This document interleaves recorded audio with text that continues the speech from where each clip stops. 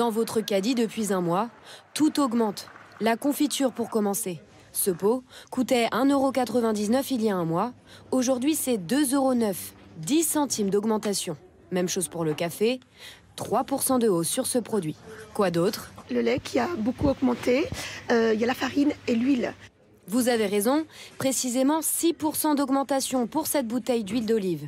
Les pâtes aussi flambent, bref, rien que sur le rayon épicerie, la hausse est de 2,5% en un mois seulement.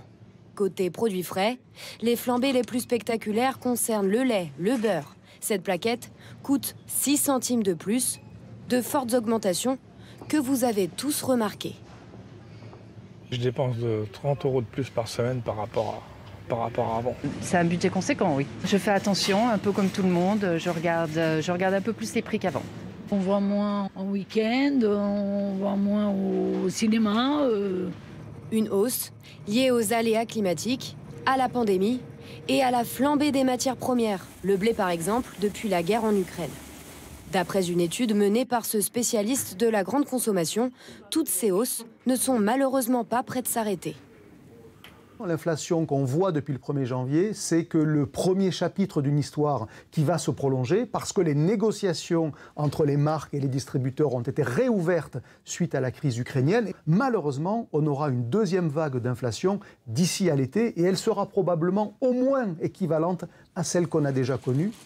Parmi les produits de première nécessité, seule l'eau n'a pas vu son prix augmenter. On vient de le voir, parmi les produits dont le prix augmente le plus, il y a l'huile, notamment pour la friture. C'est une conséquence de la guerre en Ukraine. La pénurie vient même à menacer et les restaurateurs sont inquiets. Auront-ils toujours suffisamment de frites à fournir à leurs clients? C'est ce qu'ont voulu savoir près de Nice, Anouchka Fliller et Didier Laborde. Les frites, stars du déjeuner des brasseries, pourraient-elles disparaître du menu dans quelques mois? L'huile de tournesol qui sert à les faire cuire commence à manquer. Dans ce magasin réservé aux professionnels, elle est déjà rationnée, 50 litres par personne et par jour. Ça manque, les rayons là sont pas bien remplis, quoi. J'en ai pris que 5 litres puisqu'ils n'ont pas de grands bidons de 10 litres là. J'en mets de côté de plus en plus pour éviter les augmentations.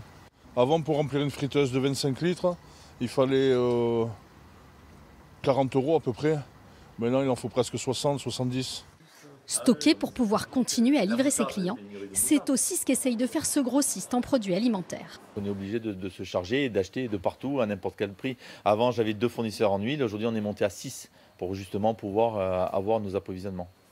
La guerre en Ukraine affecte le marché mondial. Le pays est à l'origine de 53% des exportations en huile de tournesol.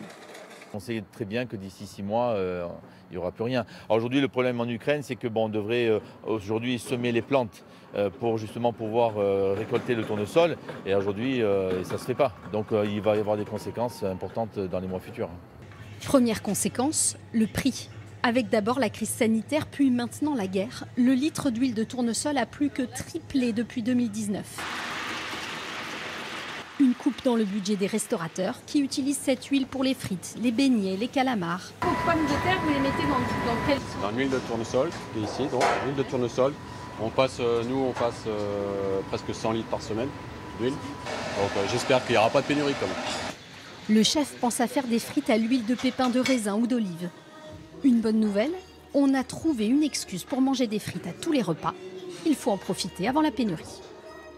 Et oui, tous les prétextes sont bons. Les prix s'envolent, on le voit, pas seulement en France métropolitaine. À La Réunion, le kilo de tomates dépasse, écoutez bien, les 8 €. Ça peut même aller jusqu'à 10 €.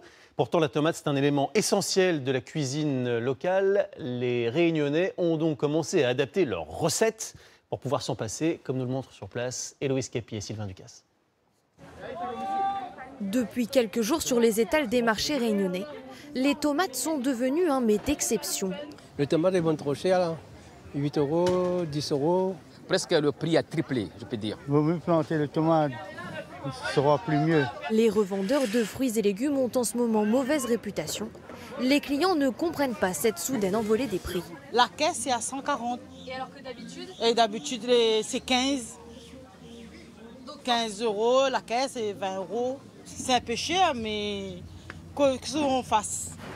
Dans les grandes surfaces, c'est un peu moins cher, Mais comparé aux 1,50 € habituels, les 7,40 € ou 7,99 € passent mal.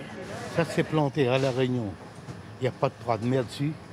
Le prix ça coûte, c'est impossible d'acheter. Mieux vaut manger des tomates en boîte, c'est quand même bon et c'est moins cher.